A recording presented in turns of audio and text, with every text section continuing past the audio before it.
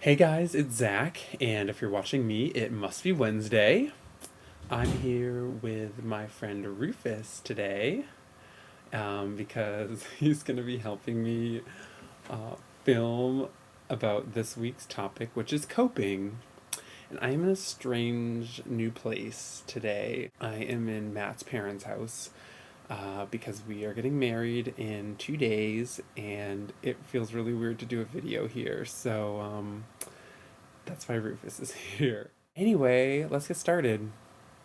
So, wow, a lot of you guys shared some really like tough stuff about ways people cope and about how you guys have coped. And wow, yeah, the cutting, the drinking, drugging, eating disorders, that's definitely like ways people cope. And so glad you guys were able to share that with everyone. As you guys mentioned, or at least alluded to, those probably aren't great ways of coping. Not that I have a lot of advice to give on coping, because personally for me, I don't. I've never had a coping mechanism. Rufus isn't even mine. He's just kind of here for the ride today. I never ever had stuffed animals growing up. I never had a blanket. Never turned to drinking or drugs or anything like that to cope. And even crying, I had to laugh, Christina, at your video because once I told my mother and that I was so frustrated, I felt like crying, I was so stressed out, it was something with work or something. It's I just want to cry, and my mother's like, well, what good's that gonna do? And I guess that's kind of always the way I've approached coping with things, is that I guess there's ways to escape or ways to just break down, but I'd rather do something and think through the problem and get it over with, rather than just stop my life.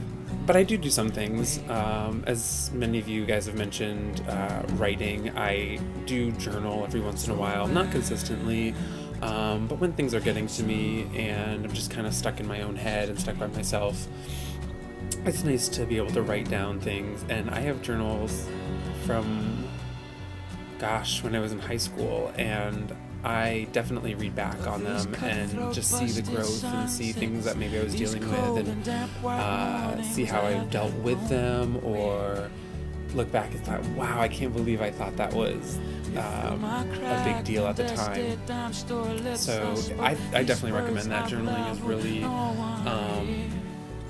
therapeutic, and it's a safe way of dealing with stuff. I was definitely in high school. We lived in the woods, and we had 20 acres of land, and there was paths and streams and stuff, and I would just go back there. I would take my dog out, and we would just go walk in the woods and play in the stream, and it just gave me time to be by myself and think through things on my own, without having to do anything drastic.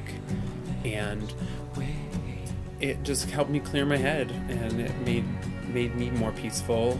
And I still kind of do that to an extent. Wherever I'm living, I always kind of find a park or somewhere nice and tranquil that I can go to and walk around and think. These days I tend to do more exercising, I guess, to cope, to just de-stress. It makes my body just tired and relaxed, and it kind of helps my mind shut down, and then just get the thoughts out of there before I can go back and rethink whatever's bothering me. For me, coping through high school and all the trials and tribulations that come with it, or my friends, it was the drama department and the speech department, and that's where I found my people.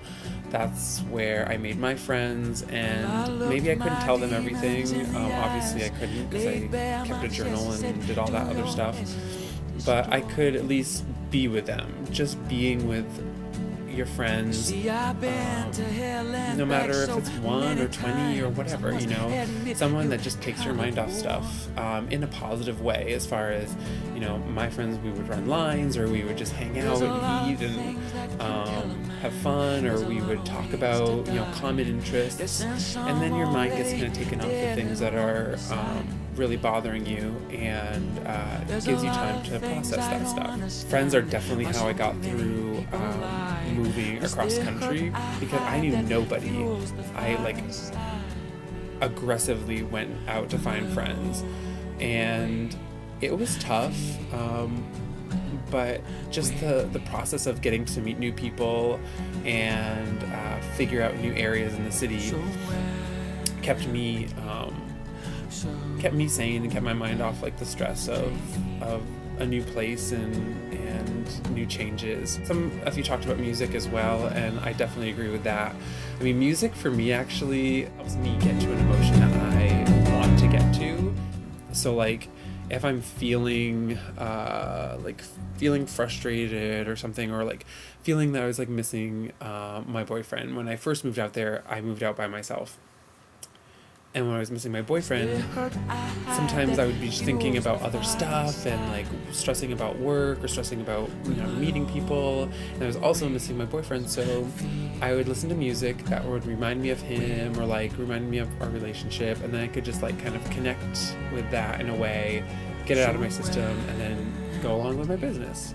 So that's how I use music. I find the specific songs that trigger an emotion in me that I need to link with it, deal with it, and then kind of am able to move on. I look forward to seeing the rest of your videos this week, and next time you see me, I'm gonna have a ring on it here. We will see you next week, and bye.